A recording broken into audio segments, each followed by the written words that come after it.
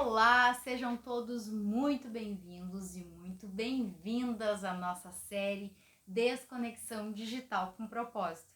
A série que é dedicada exatamente para você que é pai, para você que é mãe e que quer refletir aqui junto comigo sobre alternativas, quer ter mais consciência sobre o digital e ajudar o seu filho a se conectar mais em família e a se desconectar mais do digital, a ter mais importância e pertencimento nas relações familiares e escolares e que não precise buscar esse pertencimento e influência no espaço digital, para que você seja o influenciador do propósito, da missão e da realização do projeto de vida do seu filho. E é para falar sobre isso e com muita alegria nós chegamos à nossa aula 5, onde hoje a proposta é trazer alguns dados, algumas estatísticas que foram trazidas pelo Comitê Gestor de Internet na pesquisa TIC Kids, na pesquisa TIC Educação, pesquisas também realizadas pelo Unicef, pelo Fórum Econômico Mundial e que nos dizem muito sobre quanto as crianças e adolescentes estão no espaço digital. Nos ajudam a mapear os perigos que esse espaço apresenta e principalmente a ajudá-los e também a intuir sobre as novas formas de profissão, sobre as novas formas de colocação profissional que têm a ver com o digital. Isso por quê? Para que a gente possa ajudar a que eles tenham mais clareza na sua tomada de decisões, para que também a gente possa entender que o digital tem muitos benefícios e que nós não podemos isolar os nossos adolescentes e pré-adolescentes dessa conexão digital, da importância que a internet traz para as informações, para o conhecimento, para o desenvolvimento de relações e também tem um papel muito importante no que tange ao espaço social desse adolescente, desse pré-adolescente. Mas a gente precisa, para isso, entender as regras do jogo. Como assim? Entender e mapear esses espaços para que as conversas possam acontecer no momento certo e que a orientação seja adequada e devida, de modo que eles tenham mais segurança para transitar nesse espaço digital. Então, o meu convite para a nossa aula de hoje é realizar esse mapeamento aqui juntos. E eu começo já destacando dois aspectos que são pesquisas internacionais e que nos ajudam a trazer reflexão sobre a realidade digital de crianças e adolescentes no Brasil. O primeiro deles é o fato de que o Brasil é o segundo país no mundo com mais tempo de tela no ranking mundial. Então, isso por duas perspectivas interessantes.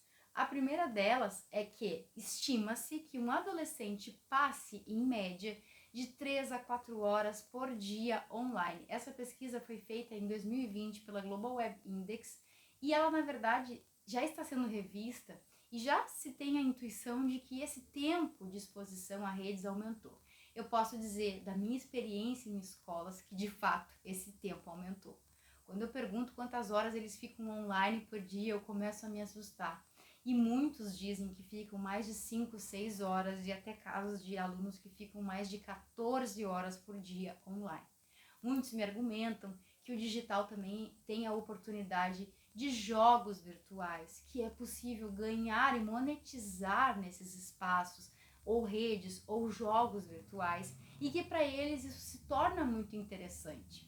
Então, entendendo essa realidade, também me fez questionar que espaços são esses, por que eles são tão interessantes, como eles permitem que adolescentes monetizem nesses espaços digitais, que conversas a gente precisa ter nesse sentido. Então, esse é um ponto. O outro ponto é que está muito relacionado ao tempo de exposição e de telas é o fato de que o Brasil é também o segundo país no mundo com mais casos de cyberbullying contra crianças e adolescentes, de acordo com o Unicef. E isso está muito relacionado. Quanto mais tempo eles estão online, mais suscetíveis eles estão de sofrer esse tipo de violência e violação dos seus direitos. E aqui a gente pode desmembrar essa reflexão em outros pontos, né? Quanto mais tempo a gente tem um adolescente online, mais tempo de exposição àqueles conteúdos ele também está vulnerável. E se a gente for pensar que muitos desses conteúdos envolvem conteúdos mais agressivos, até mesmo nos jogos virtuais isso é uma realidade, né? Ou mesmo a interação e o discurso de ódio que acontece na rede, e até mesmo o fato de ficar muito tempo online, muito tempo exposto às telas, com a luminosidade direta impactando a visão e a cognição, enfim, cansando e fazendo com que o sono tenha déficit, como nós já falamos por aqui, deixando esse adolescente mais irritado para o momento que ele vai se relacionar social ou online, né, presencial ou online. Isso se reflete também. Então a gente faz todo esse desmembramento e começa a entender o porquê nós estamos, então, por que esses dados estão tão relacionados. Muito tempo de exposição pode ser também uma consequência, pode ter também como consequência o cyberbullying, o discurso de ódio, especialmente contra esse público jovem que está muito conectado, que está muito online, que são hoje os nossos nativos digitais. Em outros lugares do mundo, como na Europa, nos Estados Unidos, nós temos uma realidade digital que aconteceu muito antes do Brasil e que, portanto, os nativos digitais deles, vamos dizer assim, que eles foram nativos digitais muito antes das nossas crianças e adolescentes aqui no Brasil. E por isso eles hoje já estão muito à frente em termos de prevenção à tecnologia, educação digital. A Europa, inclusive, já tem um plano para a educação digital, para implementar não só a tecnologia na educação, mas também pensar em formas de comportamento e educação para o uso das tecnologias. Nós estamos hoje começando a ter essas iniciativas e começando a pensar nisso como um problema, como um desafio a ser resolvido, mas é tudo ainda muito recente, tudo ainda muito embrionário. Então, de fato, a gente nota que existem elementos em comum e que é urgente conversar com a criança, com o adolescente, sobre o tempo de tela. Quando eu falo com eles sobre perigos digitais, me chama muito a atenção que, primeiro, eu digo, pergunto a eles, quando a gente vai falar em cyberriscos ou perigos digitais, qual é o primeiro pensamento que vem à mente de vocês? E sempre vem, hackeamento, extorsão, clonagem de contas, perfis falsos, são os principais assuntos. Dificilmente vem a questão do tempo de exposição às telas. E aí eu trago essa pauta e trago essa reflexão para eles. Eu digo, é um perigo que nós não temos a clareza de que representa um risco, de que representa um perigo.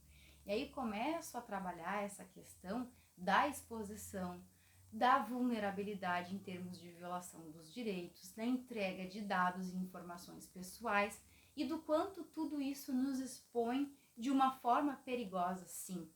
Então, quando a gente precisa fazer esses movimentos de trazer consciência e não subestimar a capacidade deles de compreensão. Eles têm uma capacidade de compreensão para o digital que é muito clara, mas para que haja uma redução da exposição desse tempo de telas, a redução da exposição a esses perigos, é preciso usar ferramentas, como a gente brinca, a ferramenta do todo dia. Todo dia trazer essa pauta, todo dia de alguma forma tocar nesse aspecto, todo dia tentar entender aonde eles estão no digital, e isso só a família pode fazer. É a família que vai ter esse cuidado diário e direto de entender que plataformas eles estão acessando. Hoje os adolescentes acessam muito e interagem, especialmente para quem utiliza jogos virtuais, mas não apenas, mas interagem pelo Discord, que é uma plataforma que vem sendo muito questionada sobre a proteção dos direitos da criança e do adolescente nesse espaço. Então, se a gente não entende aonde eles estão, fica difícil de conseguir protegê-los de uma forma assertiva e efetiva. Para além disso, que eu queria trazer também, e aí são dados da pesquisa T-Kids, que mostram que hoje nós temos mais de 24 milhões de crianças e adolescentes usuários de internet no Brasil. E isso representa um percentual muito significativo da população. É 92% da população de crianças e adolescentes de 9 a 17 anos no Brasil. O que chama atenção também é que anualmente nós temos uma elevação dos índices de cyberbullying nessas plataformas, nessas redes sociais. Então, até o ano passado, a pesquisa T-Kids nos mostrava que 27% das crianças e adolescentes já tinham sido vítimas de cyberbullying. Hoje, esse percentual vai para mais de 30%. Então, ao invés de a gente ter um declínio desse percentual, a gente tem tido um aumento. E isso nos mostra que o que está sendo feito e projetado é muito pouco perto do que ainda precisa ser feito. É um percentual muito grande de crianças e adolescentes que são vitimados por essa violência no espaço digital. A gente precisa entender esses espaços de perigo. E aonde eles mais estão são redes sociais e jogos virtuais. Se a gente não tiver esse cuidado de dialogar e entender que redes e jogos são esses, qual é a qualidade e o tempo de uso, se são aplicativos seguros ou não, se a gente não tiver esse cuidado enquanto família, eles estarão muito vulneráveis a outros perigos, e aí sim, perigos explícitos, como o hackeamento, como a extorsão digital, como a questão, né, da entrega de dados e dados bancários familiares nesse espaço digital, por links que não são links seguros, isso acontece muito nos jogos virtuais. Então a gente precisa ter essa atenção para saber e conseguir protegê-los de forma efetiva. Onde eles mais estão, então, normalmente são em plataformas de streaming, né, de acesso a conteúdos de entretenimento, a música, vídeos, filmes, etc. Mas muitos também utilizam plataformas de mensagens instantâneas, como é o caso do WhatsApp, que é uma rede social, mas é uma rede privada, etc. E 58% das crianças e adolescentes de 9 a 17 anos utiliza jogos virtuais. Os jogos virtuais são um local onde é muito fácil ter contato com estranhos. E com isso, ali, né, a gente não sabe qual é a intenção daquele outro jogador. Se ele é um adulto, se ele é também um adolescente, por que ele busca aquele contato. Então, temos que trazer essas questões à tona para que a gente possa mapear esses espaços de perigos no ambiente digital.